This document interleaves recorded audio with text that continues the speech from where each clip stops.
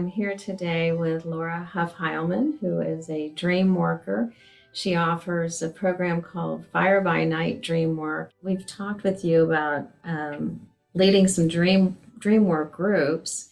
If anyone who's watching this is interested, just go to the resilientactivist.org and hit our events page, and you can see if we have some coming up. There'll be a free introductory session, and then Laura has kind of a series of really small groups. We really respect the space of the dreamer's own process, and we don't ask questions about your personal life, and we don't ask questions about your deep process. That's not the point. The dream is the process, and the dream does the connection and the healing and the inspiring and the creativity and compassion. And that's why it's such an amazing resource for activists, caring for that which we love the most, which moves our hearts, that we want to save and we want to honor and cherish and preserve. That means telling the story and honoring the wound too. And it makes me think about that archetypal figure of the wounded healer. I mean, the idea being that it's our wounds that create the pathway for our healing. Like if we're just all perfect, not much happens. But if we lean into the woundings, that's the path forward.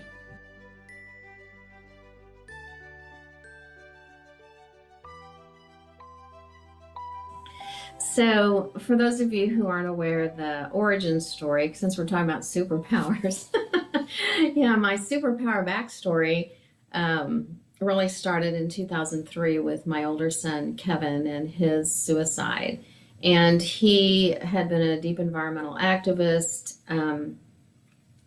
was in a graduate program working on environmental studies, sociology, urban and regional planning. He was in a law program. And the more that he really grasped the complexity of climate change, environmental destruction, all the interrelated social injustices, the less that he felt like he was going to make any difference. And so in 2003, we lost him to suicide. And for a number of years, going through my own grief processes, and as an activist myself, kind of, sort of, it was a sideline, I found a lot of healing tools. I found yoga and meditation. I spent a whole lot of time out in nature and started to develop this community of people. And in the back of my mind was always this heartfelt, what might have helped Kevin, right? What did he need as an activist to support himself? And one of the sentences in his journal, and he journaled a lot, was, I know all about sustainability, but I don't know how to sustain myself. And that was kind of the impetus, like, what did I have? I was a software developer for 45 years, but what could I bring? What might have helped him and others like him, right? Because we know that as the resilient activists, we say the world needs inspired visionary activists who have the resilience to see us through these difficult times. And so that's really the premise. So these dreams came starting in 2006, May of 2006. I had 8 dreams. The last one was February 10th of 2018. And coincidentally, the Resilient Activist, we incorporated March, so a month later, March 17th of 2018. So we had been working since about mid-January of 2018 to figure out what we were going to do with the words, the Resilient Activist. These are actually when I woke up in the middle of the night and wrote these down. This is my original writing. The first one, in my backyard, I was doing some work and saw a deer lying inside my chain link fence. I was really busy and had already spent too much time working on the other projects in the yard and needed to go back to whatever else I should have been doing. But I went over to check on the deer. It was young, but had lost most of its spots, so it wasn't a newborn. It was lying curled up, and it looked at me. I could see that somehow it had broken a leg, and the bone was jutting down into the ground. The chain link fence was on the ground too, and the bone was like a straight shaft, maybe 18 inches or 2 feet long. The deer couldn't move at all, but I was too busy to deal with it right then. So I just covered it to give it some shade with a hat or a scarf. A day or so later, I remembered about it and I took it some water in a bowl and it drank the water and I covered it back up and promptly forgot about it again. So dream 2, I was in my front yard. My husband was there. I remembered about the deer. It had been a few days since I'd given it any water, and I saw the little boy across the street and told him to go get his Boy Scout troop together to do a nature project. He was a little reluctant, but then he agreed. So he went to get some friends, and at that point I wondered if the deer was already dead since I hadn't fed it or given it any water or anything for days. And then I tried to think how we could rescue it. I knew it was hooked in the chain link fence, so it couldn't just be pulled up without a lot of pain. I thought maybe a bunch of men could pick it up along with the fence below it, and then we could roll the deer to one side and get the leg bone out of the fence, and we could take it to the vet. But then I realized how much that would hurt the deer. It had been sitting curled up in the same position for days, and once we start moving it around, it would really be in severe pain. And I realized that all I really had to do even days ago was to call a vet or an animal rescue group, and they would have immediately come out to sedate the deer and started an IV to rehydrate it, and I didn't have to do the actual work. I could hire the right people to do it. But in the meantime, not only did I just ignore it while it suffered and got weaker and weaker, I made a stupid plan to get a bunch of giggly, squirming Boy Scouts to do it as a project for a badge. So the emphasis wasn't focused on the deer at all, but on the project itself. And my husband wasn't stepping in to help with this. He was just looking at me to see what I was going to do and what decision I was going to make. I think he was one of the men I envisioned lifting up the deer with the fence. So that was the first dream. So the next one was a long time later. It was April of 2011. The house we were in the front yard by the utility boxes, there was a family of what I thought were some species of ground squirrel, chipmunks. They lived in a depression in the yard about 2 feet in diameter. They were healthy and running around and rearing their babies, and I just kind of ignored them since they were just squirrels, like they weren't that interesting or they weren't of tremendous value, just a bunch of ground squirrels. But one evening I noticed they weren't as playful, and I looked over at them, and it looked like they were sick and lethargic, and a couple were dead.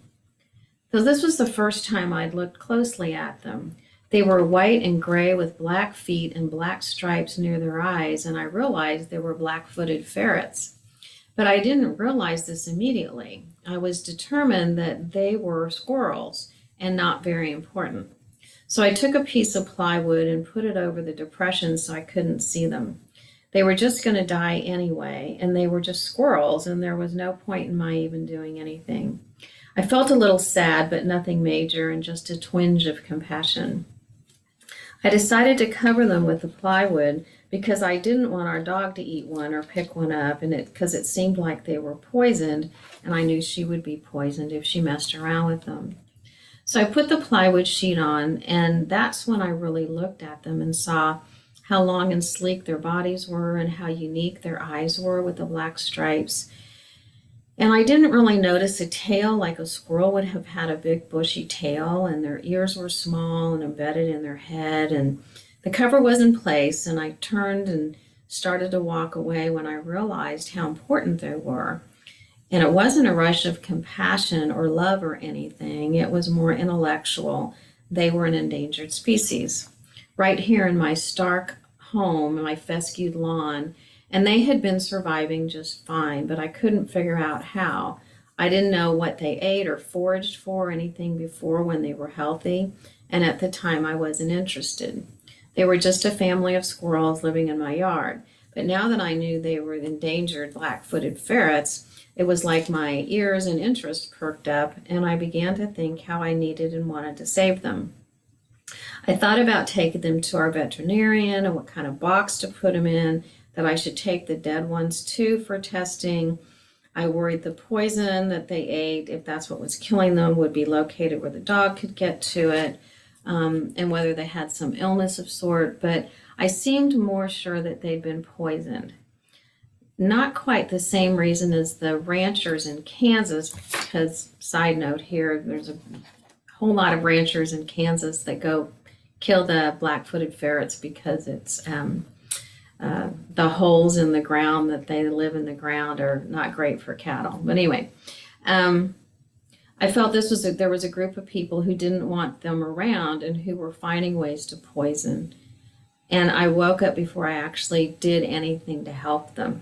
So I felt like this was a variation in my dream about the fawn, but that was in a far back corner of the house where I couldn't see it. These ferrets are in my front yard where anyone could see them. Yet I still ignored them in health and had little or no compassion when they became sick and were dying. But when I realized they were endangered and I was finally attuned and knew I would help. So fast forward another year, April Earth Day, actually, April 22nd of 2012. I was out in my backyard and noticed a deer, although I think it was one of my dogs, using its hooves like it had developed thumbs. There was a bunch of big potato chips that had blown off a buffet table into a pile by the fence. My dog loved the chips, so she ran to the fence and grabbed a big mouthful, but she was distracted by a bird up in the tree just above her head. She dropped the chips without eating them and used her paw/hoof to grab the bird out of the tree. She was pinching the bird like it was really cool that she had that ability. So I don't know where that fits in, but it had a deer in it. So, okay, now we skip forward to July of 2014.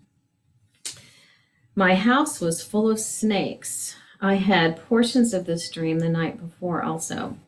When I turned on a light, snakes were all over the floors, but most would slither into the cabinets or under furniture or into the walls. A couple were less afraid, and they'd stayed there until I stepped into the room and shooed them away. They were everywhere in my house, all sizes, colors, and patterns. One had bitten our dog on the foot, the rear foot. I don't remember which leg. I really wanted to get it off her, but I couldn't figure out where to go in the house where there were no snakes so I could relax. So she walked around with the snake dragging behind her. She didn't seem to be in pain, just uncomfortable and confused. My husband wasn't home, and I wanted to wait till he came home to take care of the snakes and the dog. Someone helped me move our bed out to the front yard. The sheets were on and it was made up very nicely, and it felt safer out there. But I still didn't know what to do about the dog. A friend mentioned what a mess it'll be to clean the house after the exterminators come, because the snakes will have already laid so many eggs. You'll have to strip the beds and wash the upholstery and carpets. The eggs freaked me out almost more than the snakes did. I was standing outside by the bed waiting for my husband to come home. The dog was lying there with a snake on her foot. I asked if anyone knew how to remove the snake, and everyone knew that you have to pull the snake's head backward to release the fangs. I felt like it was common knowledge that I just didn't have. So that was the end of the dream, but then I wrote, it feels a bit like the dream of the deer in the fence. At least the dog snake bite part does. But this seems more intense. There were so many snakes in every door and cabinet and wall and all the floors of the house. The eggs felt like future generations. Unending struggle scared me the most. I woke with my lower jaw stiff and pulled to the right and my teeth clenched. Okay, just 3 more. Now we're at April 27th of 2015. So I seem to have a lot of dreams around Earth Day. Recurring theme, there's a wild animal that I injure. I have the opportunity to save it, but I don't, and in the end I kill it. So this night's dream, my husband and I were on this new Kansas City trolley car that was really, in my dream, just a royal blue shipping container on wheels with an engine and a steering wheel. There were some other people on it with me, and a friend of ours who had actually died just the previous week was the driver of this container. We were in a parking lot, and I saw a gorgeous, dark, rusty brown squirrel that was big, like the size of a cat. Somehow we drove past it, but it was injured. I was sitting in the front of the trolley car, and as we took a turn, I saw it lying in the cement, injured. It looked at me right in the eye. Its back legs looked like they couldn't move. I looked at it and noticed how beautiful it was, and I could have told the driver to stop, but I didn't. As the front wheel went over it, I felt the bump under my right foot. I had time to yell out, but I didn't, was what stayed with me. And this was really small. There were these butterflies in my basement, like thousands of them. And I don't have the actual notes. All I have is this little piece of paper I wrote. There were thousands of them in my basement. And I was trying to prepare fresh fruit to give them so they'd have that nectar. I needed to wait for the nectar to cool down. And the problem was they were in the basement and they were all dying and they were like carrying each other around, like trying to nurture each other.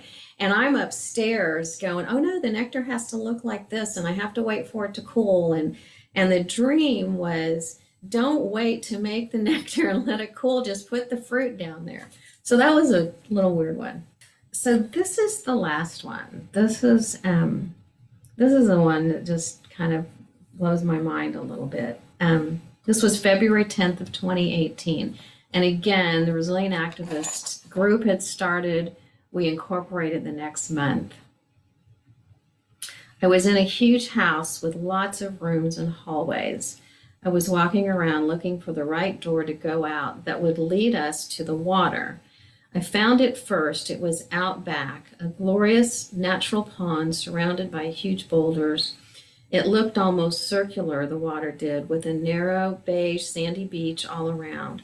The water was deep turquoise and dark blue. I'm getting emotional reading this. There were lots of people and kids and activity around and in the water. I went back inside and wanted to try another way just to be sure the first door was the right one. I went out the front door, and it was a glorious vista of rolling hills and deep, lush, emerald green grasses. I tried to walk around the back to find the water, but there didn't seem to be a path wide enough for a wheelchair. So I went back inside and found my way. There were lots of people inside the house, back to the room where Kevin was, so my older son, Kevin. And in real life, he was not in a wheelchair, but in this dream, he was in a wheelchair. And he didn't speak, but I knew he really wanted to go in the water. My other son, Brian, showed up then, and I told him what I had learned about which door to go out. He went first to check it out and make sure I was right, and then he came back in. We went outside together with Kevin. I was worried we wouldn't find the right door because there were so many rooms to walk through. We found the door, and there was such a great relief when I saw the water and boulders and sand and all the people. Brian walked a few steps ahead to find a good spot for us. Kevin was paralyzed and still didn't speak, but I could see his face light up as soon as he saw the water. I pushed the wheelchair up to the water's edge. Brian watched to make sure everything was ready to support Kevin. Immediately, Kevin became an infant, still paralyzed from the waist down, but even before the wheelchair came to a stop, he twisted himself to start sliding off head first into the shallow water. Brian and I got him into the water on his belly, but had to watch if he was strong enough to hold his head up out of the water. For a moment, I was distracted with the wheelchair, and Brian noticed that Kevin's head had dropped into the water. So I quickly reached down to support and lift up his chest. He wasn't in any distress at all, just splashing and smiling and loving being in the water. The paralyzed infant Kevin feels like the resilient activist responding to the Resilient Activist program. Still an infant, not able to speak or move yet, needs support just to breathe, and craving the clear water. I had a sense that with practice and lots of time spent in the water, he would become stronger and even work through his limitations. There was a sense that Brian was calm and watchful and aware of what needed to happen and stepped in at just the right time, but he didn't seem to touch or care for Kevin himself. He just let me know what he saw I needed to do. I had been on the property that surrounds this house before. It felt very familiar.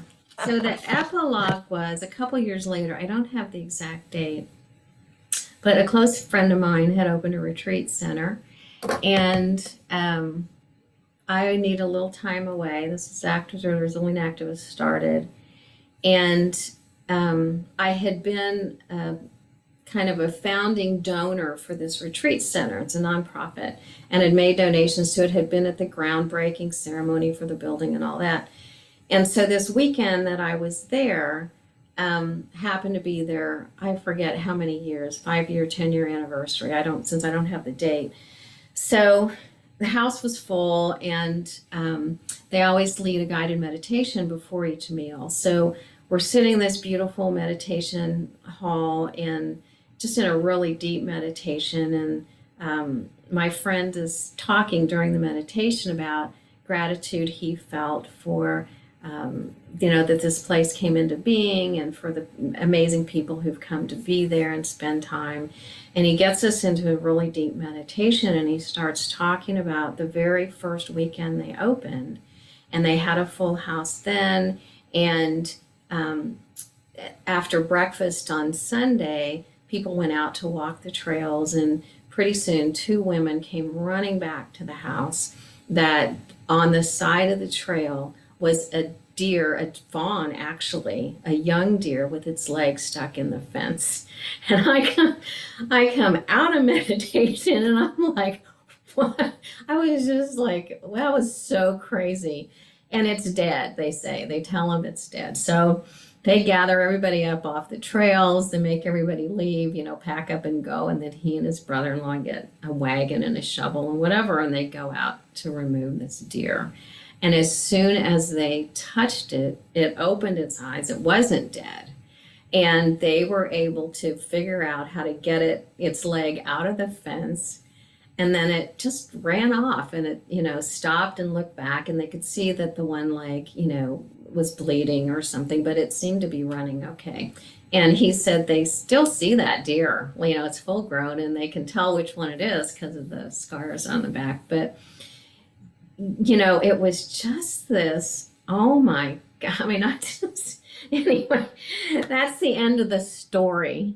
So there we have it. So.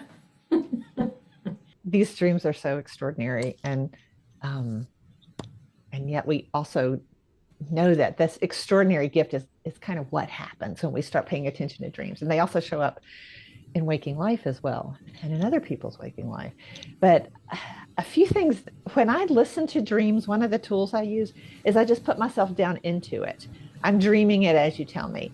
And so I'm speaking out of my experience of the dream rather than as somebody who's trying to tell you what your dreams mean, because I actually do not do that. To me, that's a very arrogant way to talk about dreams. And it's a shared experience. So thank you for sharing it.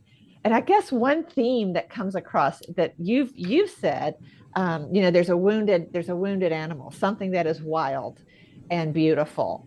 And then the other part of it is that I could help and I don't. So I'm using myself as the dreamer here. In my experience, I could help and I don't. And there's this conflict between being in the moment with it and then the waking, my sort of, as I come awake, I'm like, I could have done this, I could have done that. I should do it better.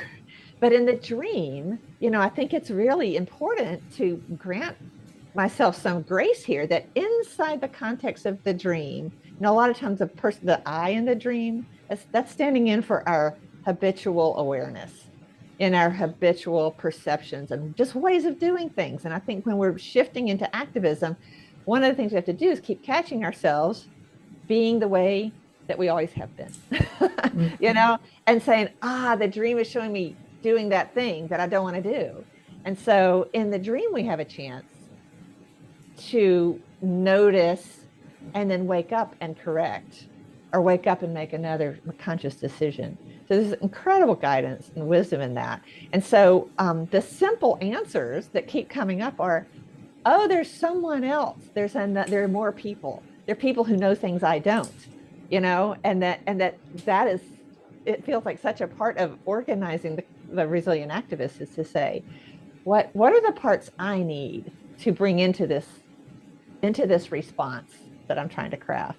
There was one little theme that I was curious about, and it was that it seemed like it was always the back leg Uh-huh. of the animals. And I just didn't know if you experienced any of that or had any ideas about what would that might that represent. So in dreams where I have back legs of animals, see that? Okay, so back there's this kind of, it's a jaguar.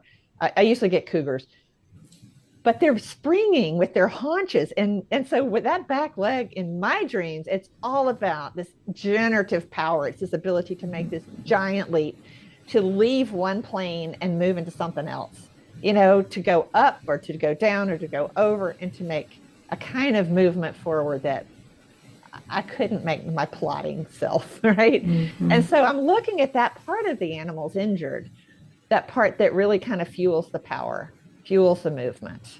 Some of these words, like those little chipmunks, live in a depression. And so I'm always going to go, the dream maker is a punster, let me just tell you. So I'm always listening for that other element.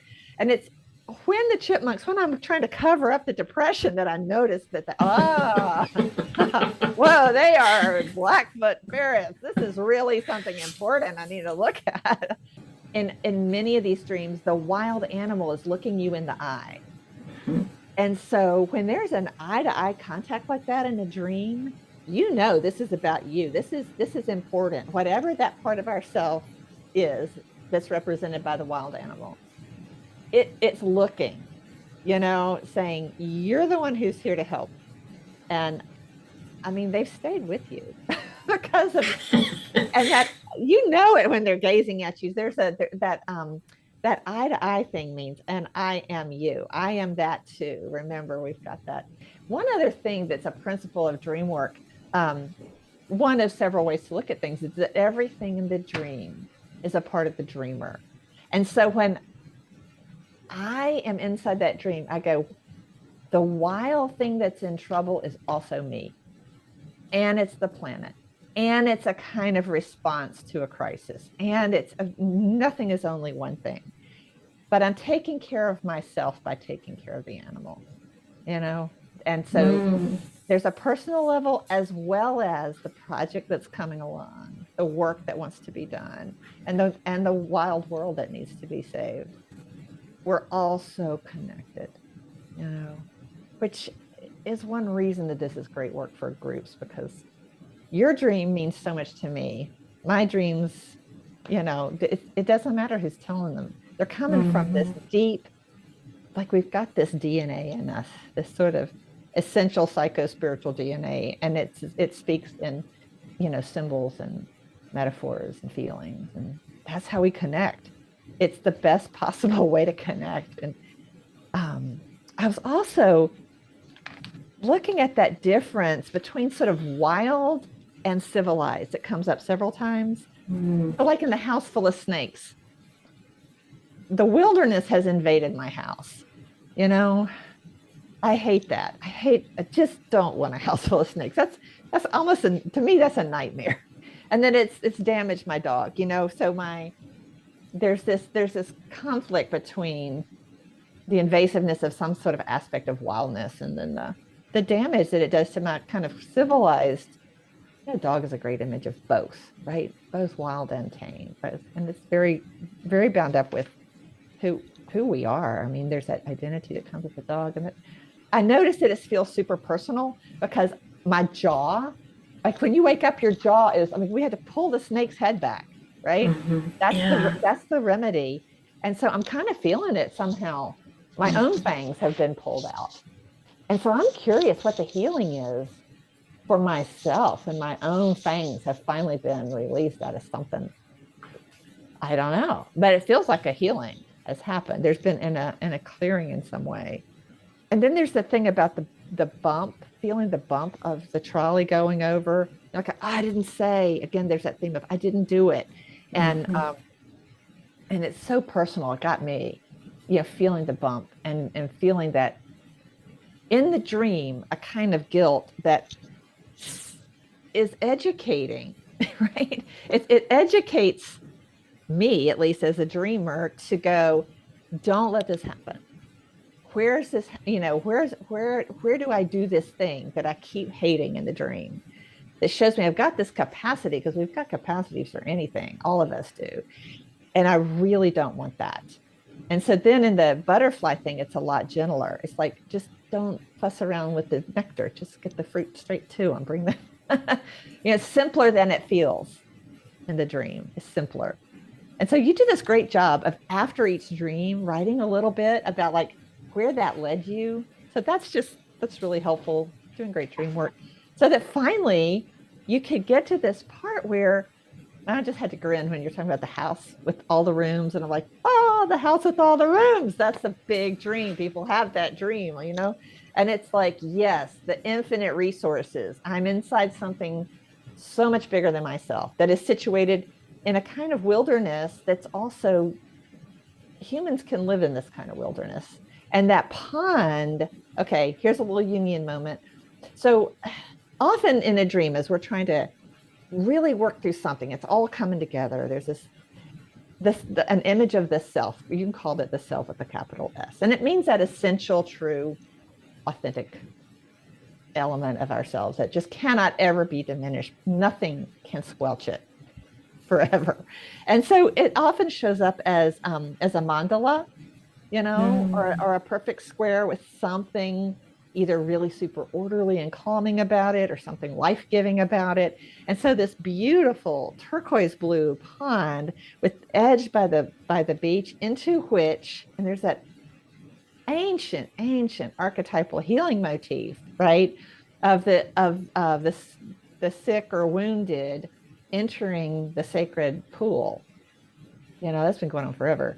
And finding some regenerative energies there, and waking, waking right there. That is so beautiful and so promising. And it's about something that shows up to assure us we are in the right place at the right time, bringing our energies into this big yes, and that's already happened feels like a real affirmation. Energies, sometimes we don't really know what they are. They show up in dreams. They're shadowy. We can't even tell what they are. They're in the dark. Sometimes they'll be along like this, lots of animals, it's kind of an instinctive knowing. Animals and instincts are sometimes correlated in dreams. But now it's Kevin. Now it's this, this kind of original, perfect Kevin. Although in a wheelchair, although somewhat paralyzed in the way, there's this sense of back to this perfect source, that he has that he's tended by the family who loves him, and that also all of those parts of me are immersed in this kind of healing, powerful water mandala self, that just kind of restores. And I guess it feels like it's an open invitation to anybody. There's a lot of room in that house, and there's room at that pond, and finding the way may not be that hard. And in the dream, I've found which door to go through to access this. And it was really clear. That was interesting to me. I hadn't noticed until you were talking about it. It felt really clear this house was in this glorious environment. The front yard was absolutely beautiful. It was like kind of a different biome maybe than the backyard, but they were both it was just lush. Like the house was just situated, this humongous house in this glorious space in nature. And the front yard wasn't for me because there was no wheelchair access. Yeah.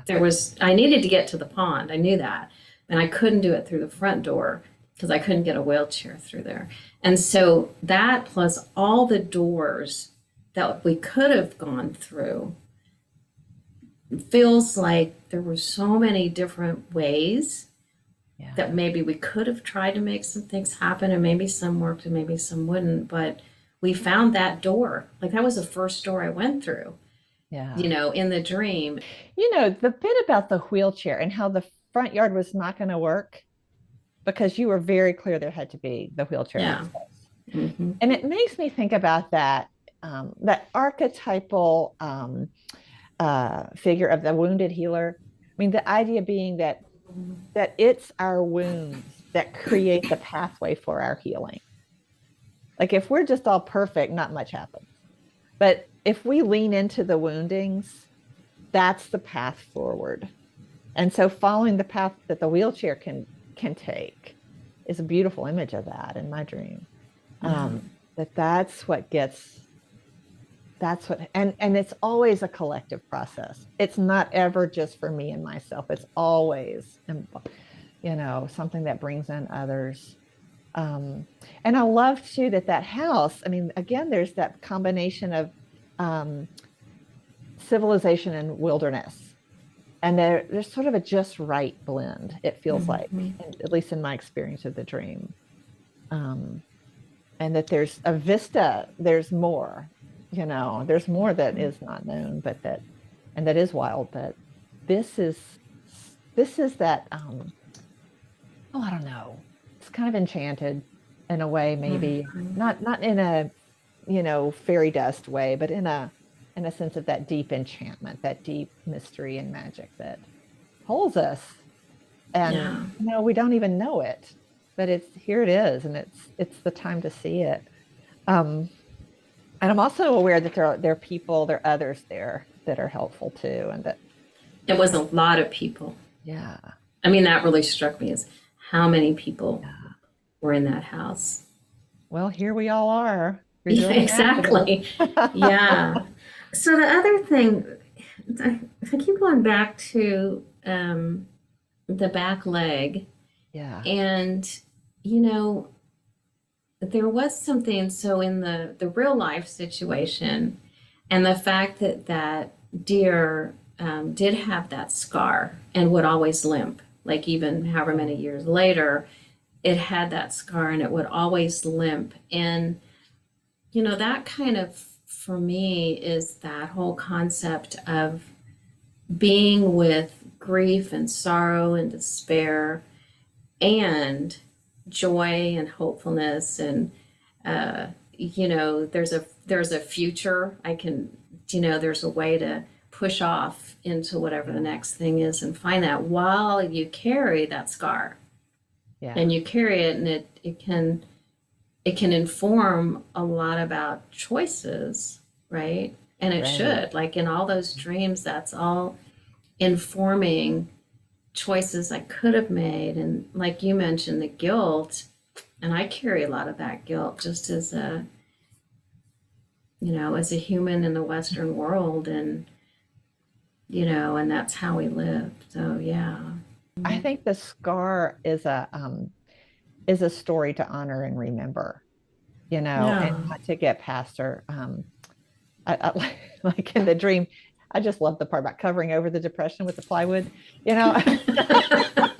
Works for me. But that's where they live. That's where the endangered species live, isn't it? So, yeah, caring for that which we love the most, which moves our hearts, that we want to save and we want to honor and cherish and preserve. That means telling the story and honoring the wound too. And so, yeah, which is why it feels like having that pond in the middle of the backyard where you kind of bring it there, That's what it's for. Laura has kind of a series of really small groups, just 4 to 6 people, maybe 8 people at the most. Yeah, I usually cap at 6. And you keep it small so that there's that sense of safety and you get to know people and the level of trust. We'll do an introductory session so that it's free. Just come, you'll learn a lot, and you'll get a taste of what we do so that you can make a decision if that feels good to you. One thing we always do in the group is say, well, how can you partner the dream? There's understanding the dream, and then there's responding to the dream and letting it just relating to it, so that the wisdom of the fawn, the wisdom of the back leg, the wisdom of the fence, the wisdom of the pond, that's always, that you just start building that into how you live your life. And this is super playful. So if you have a lively third grader inside you somewhere, invite her to this work because it's really fun. But I always ask the questions, how could you play with that? And there's that, the rituals that you might play with. So we can talk about that. But one thing you can always do is think, yes, all these things are parts of me. They showed up here and they know why they're here. I can simply ask them. And so that's always a resource if you're curious about, a specific, and it's great how if you get specific, like that particular wounded leg or that particular fence, and just slip into the dream and then slip into that particular element of the dream and get to know it a little bit. Ask it what it's doing there, what it fears, what it longs for, what it loves, what it wants to be, what it would like to say to you. And that is so incredibly helpful. There's a lot of truth there. So that's so fun, and at the Resilient Activist, I always try to be real heavy towards the scientific side, right? The things you can measure and gauge and get statistics on. And this is the other side of that, right? This is more the spiritual perspective and the my heart and my dreams and my emotions. And so it's interesting right now for me to, for some reason, feel really comfortable sharing this, putting it out on YouTube and saying, this is such a huge part of how I started the Resilient Activist. Like, it literally informed me. I didn't have the insight that you're sharing today, right? But I did, to a certain perspective, to a certain level. I could say, oh, this is what this is about. And then once I had the Resilient Activist name, it was like, oh, definitely that's what this dream is about, that in some way. So I just want to thank you. This has been so fun, and I really appreciate it. And I'm looking forward to whatever's next. It's fun. This is fun. And what you made me think of, just to kind of maybe pull together all of this, it feels like to me that in all those animals with the wounds, what's being offered is resilience. And that final image of the pond, there's the resilience. Mm-hmm. Thank you. So thank you. What an opportunity. All right. We'll see you next time. Thanks, Laura. Thanks.